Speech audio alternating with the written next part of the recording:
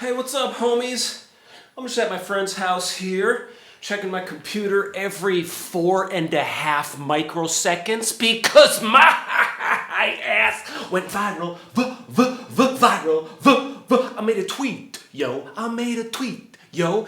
It did the viral spiral. Now it's in the world and I'm becoming famous. Gonna have a Lambo, gonna have the champagne, no, gonna have a mansion on the beach. Cause my tweet-ta-ta went viral.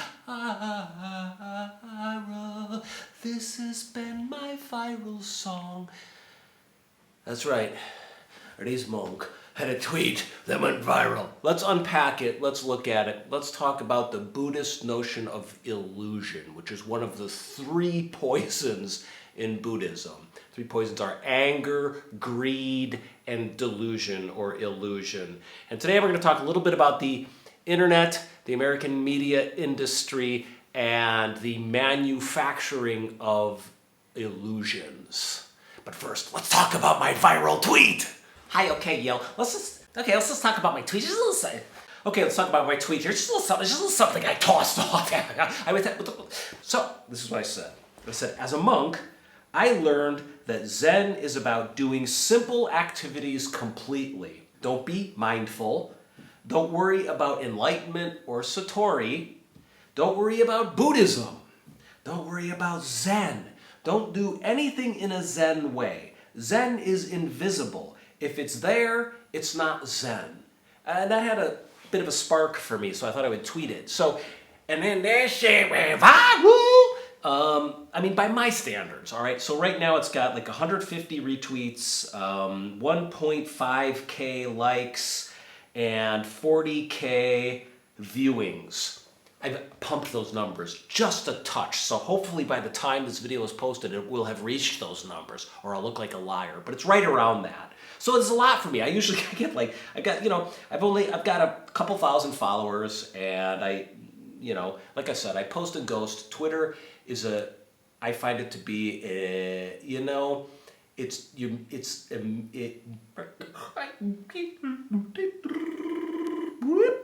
it's not my favorite place to do my writing. Let's leave it at that. There's a great Buddhist thinker and teacher and professor writer named David Loy, and he wrote a book called, I think it's called A New Buddhist Path. I read this many moons ago when I was a temple director at our Zen Center in Los Angeles. And I'm not going to go back and do my research on this and look at the book because I've totally stolen his ideas and made them my own. Thank you. I'm giving him a shout out here, David Loy.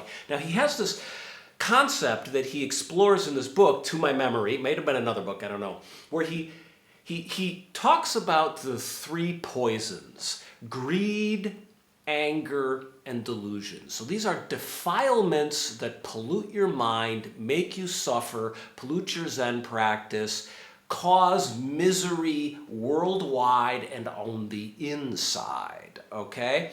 And he makes an interesting pivot in this book. He talks about how normally we think of the 3 poisons with regards to how we are supposed to live our lives on a personal level, without greed, with as little anger and as little delusion as humanly possible, right? But he says, guess what?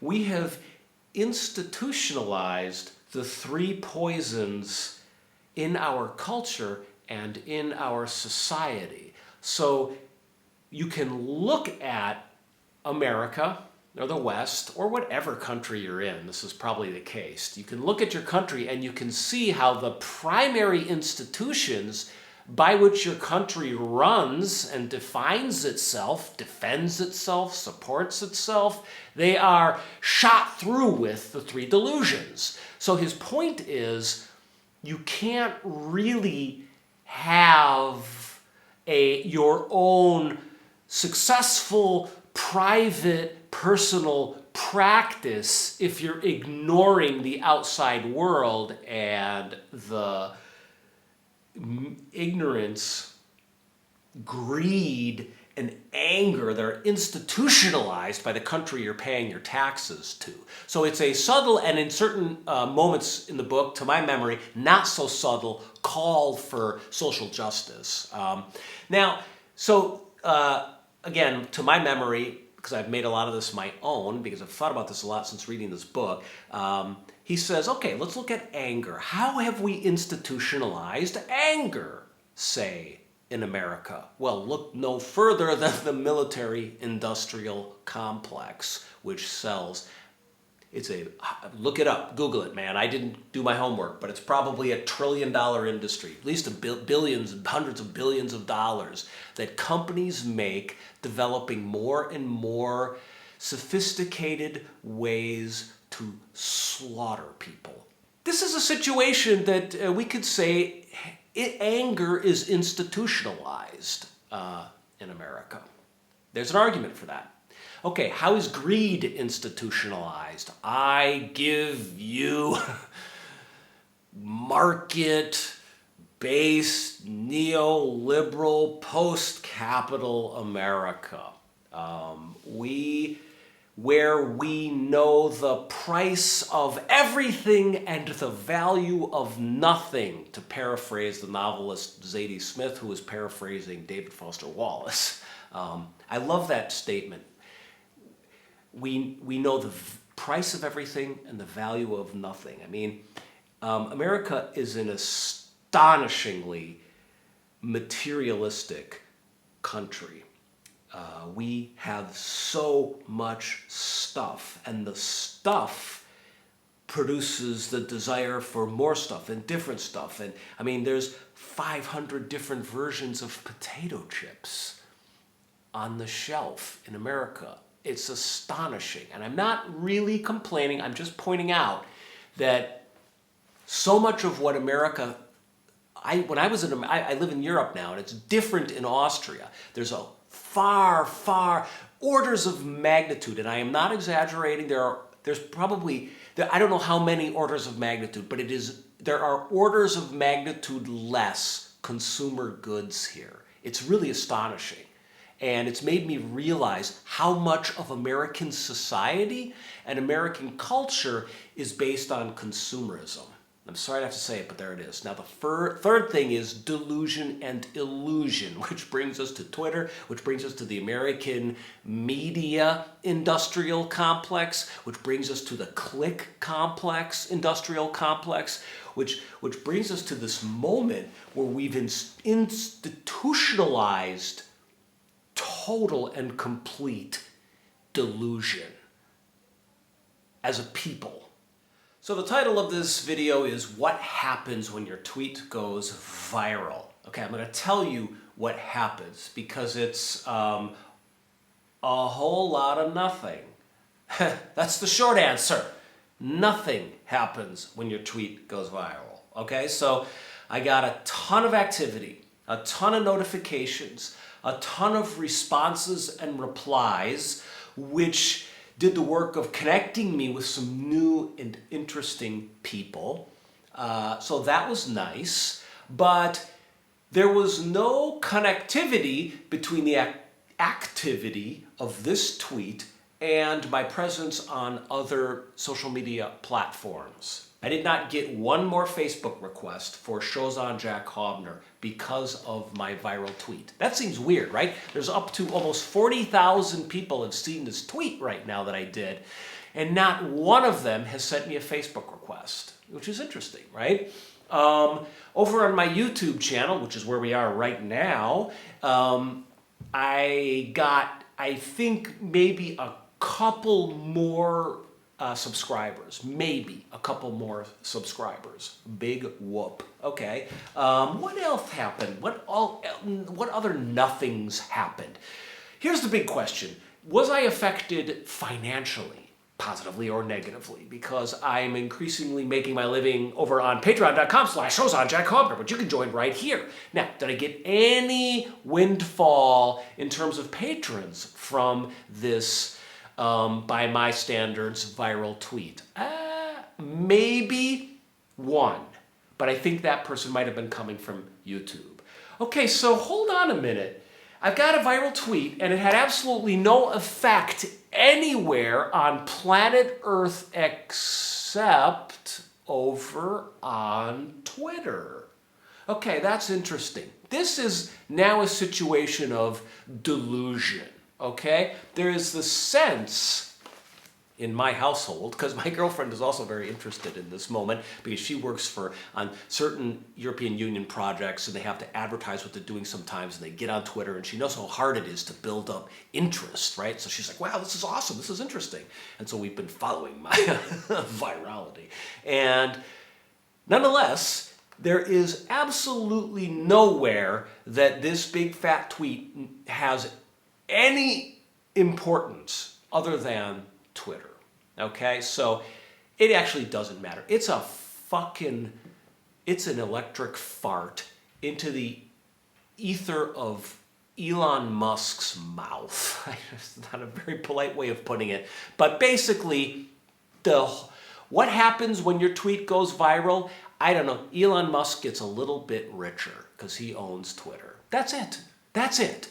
So there's the feeling of significance, and which is an illusion, because the reality is absolutely nothing happens. Maybe a few people had a piece of Zen candy from me in their consciousness for 2.5 seconds before they went on to the next political tweet, the next cultural tweet, the next spiritual tweet, and so on and so forth. Now, I've spent 3-4 hours responding to people on Twitter, going on to their posts and liking their posts in appreciation for them following me or in appreciation for them retweeting me. So I've dumped a ton of my time, life, and energy into interacting with other people's avatars, and just basically wasted time on the people who are wasting time on me in this one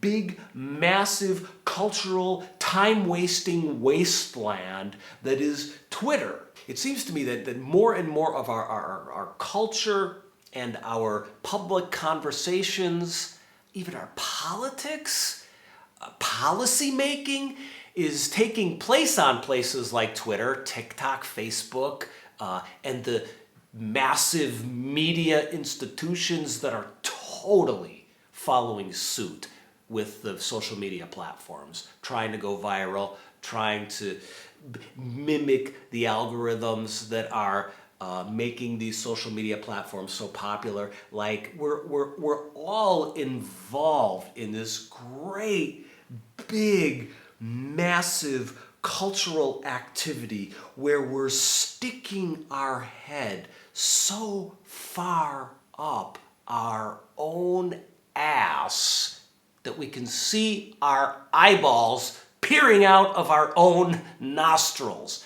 That's the Ouroboros-esque illusion-making machine, the copies of copies of copies, the simulacra of American media that we've got going on right now. And I find it to be fascinating, hilarious, terrifying, and saddening, and interesting, all at once. Okay, that all sounds like really negative and, I don't know, Media 101 college dorm room rant after a few tokes.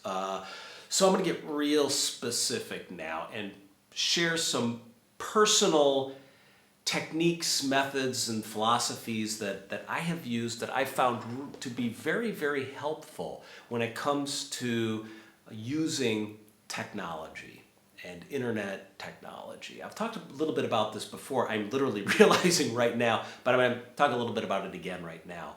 And some of the stuff is like insider baseball for me as a guy who produces. I hate this word with every fiber of my being. Content. Oh my God, do I hate that word. I hate it. I hate it. It's such an insult to the creative spirit.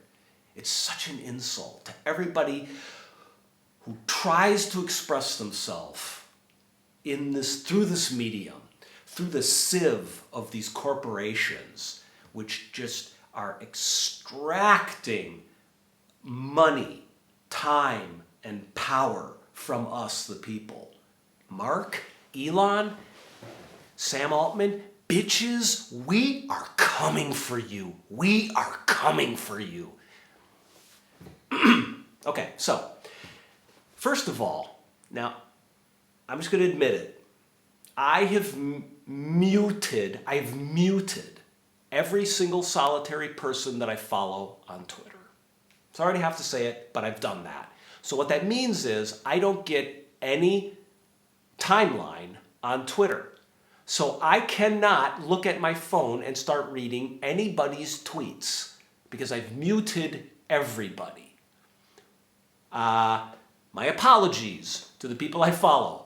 I like it when people follow me. I post links to my Patreon and my YouTube videos because I want people to go there. If people mute me, then what's the point, right? So I'm doing something that I really hope other people don't do. And yet I'm putting it out here now because it has been fan-fucking-tastic for my mental health to do so. I just don't need the pretzel bag on the counter waiting for me as I walk by to dip my hand in and start crunching, eating, unconsciously swiping. What did this influencer on Twitter say? What did that politician say? Ooh, I'm going to have an opinion now. And, I don't need the temptation of internet junk food, which is, frankly, what a Twitter timeline is. It's junk food, okay? For me. Okay, so that's one tip. Mute everybody, even me.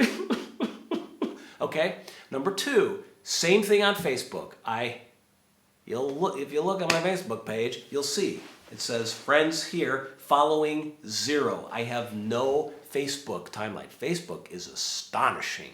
They try and trick you to follow people. They try and trick you to watch their shorts reels. They throw people in your timeline. Like the algorithm's like, what, dude? I thought you were following this person. And it's like, unfollow. And then like, are you sure don't you want to snooze them for 30 days? And then they're like, but they do bright lights and colors. You got to really look to try and unfollow them because Mark Zuckerberg is sitting in his compound in Hawaii, like, making money off of you following people and you interacting with people. I think that make your opinions on my page or other people's pages. And I am not, as I said, we're coming for you. We're coming for you. We're coming for you, social media barons, because people are trying to connect. I'm not making fun of anybody who tries to connect through Twitter, who tries to connect through Facebook, who tries to connect through the internet. Right? People connect with me in a very beautiful ways on Patreon and on Facebook and on Twitter. There are real human beings out there, but the machinery of digital extractive surveillance capitalism makes it really, really hard to have an authentic interaction on the internet. Like I've talked about this, other people have talked about this. Shoshana Zuboff in her fantastic book, Surveillance Capitalism. It's a massive, thick tome that completely unpacks this phenomenon called surveillance capitalism. In a nutshell, the internet platforms make money when we stay with them a little bit longer, when we stay on Facebook a little bit longer. And the fact is, we will stay on their platforms longer if they trigger one of 3 poisons: greed, anger, or delusion. If we're deluded into thinking we need to be on the platform, we'll stay on it. If there's something that we're going to gain from it, and this is like the viral thing, because you feel important, you feel like you're going to gain something, you feel like the world is going to gain something if you put your opinion out there and it goes viral, right? And then there's anger. This is a big one. The platforms have figured out. They went to Las Vegas. They studied B.F. Skinner behavioralism, and they figured out the right colors to use to make you stay on that nice light blue sky azure, cyan blue of Facebook, where you just, it's like I'm in the sky, I'm beautiful. The notifications button is the perfect color. The variable punishments and rewards of posting online. Someone yells at you, but another person likes it. So you're constantly checking, you're constantly engaged. engaged. You know, you enrage and engage, and engagement means money for the platform. So they're making money off of the ingredients of our suffering. It's like pound cake. You make pound cake, you need flour, sugar, and like water or something. You make suffering. It's greed, anger, and delusion. And the media that we consume and that we're trying to communicate to each other through are bad for our mental and spiritual health.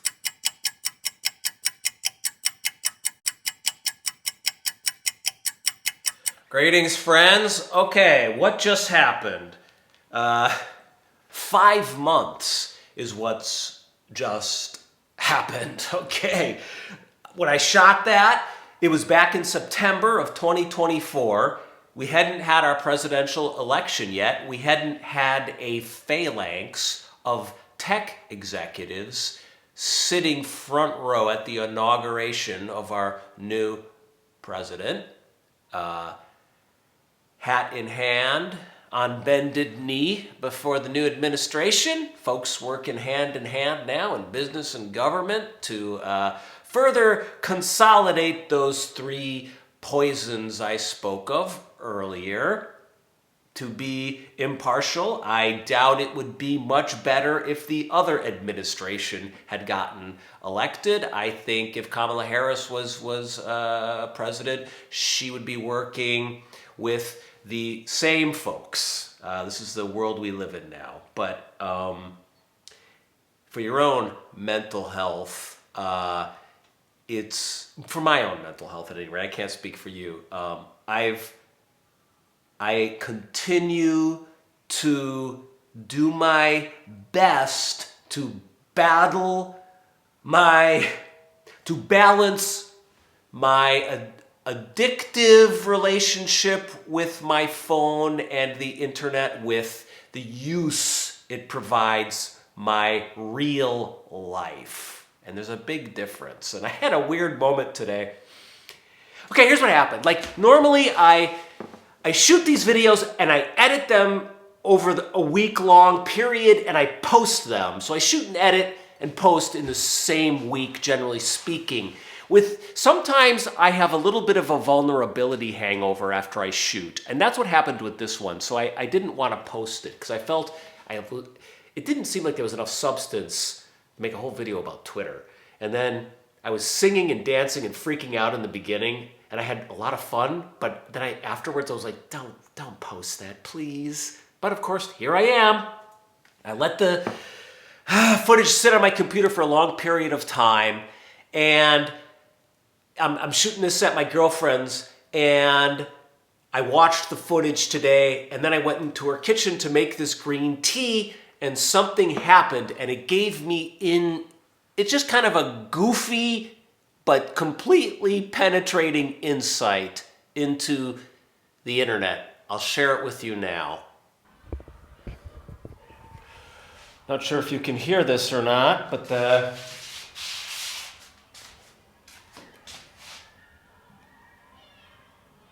and then we go over here.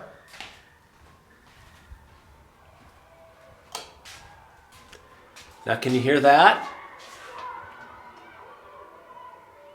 You hear that? Yeah, that's all Twitter is. That's all X is. That's all Facebook is. That's all Instagram is. That's all TikTok is. That's all YouTube is. Sounds coming up from the toilet. If you'd like to support the sounds coming up from this toilet, you can go here to patreon.com/SHOUTOUT Jack Hobner. There's also an opportunity to make a donation through PayPal. I've got a link in the video description below. And hey, don't forget to hit the like and hit the subscribe and hit the notifications. And folks, you can follow me over on Twitter. Ciao!